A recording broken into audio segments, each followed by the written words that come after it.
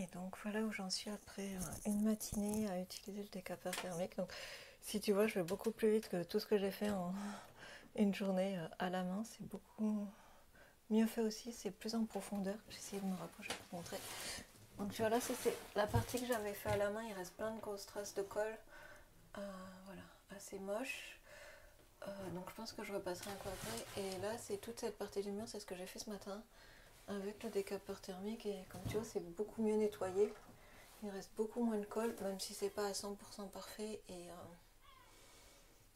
je m'en fiche entre guillemets que ce soit 100% parfait parce que du coup, comme j'ai passé 2 couches de peinture préparatoire de primaire et après mon enduit vaigrage écologique, j'ai pas besoin que tout soit nickel, mais voilà, enlever ces différences de niveau de colle qu'il y avait dessous, c'est toujours mieux, ça fera un rendu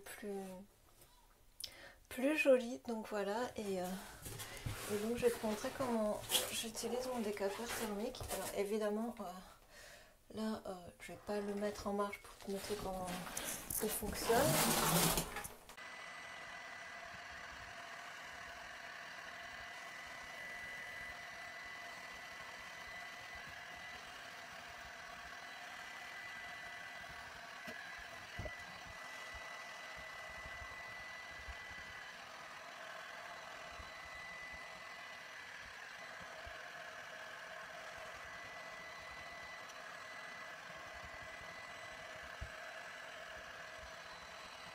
Et dernier petit conseil spécial décapeur thermique, ramasse au fur et à mesure les copeaux que ça fait. Moi voilà, je les mets au fur et à mesure dans la bassine et régulièrement je vide dans un grand sac poubelle.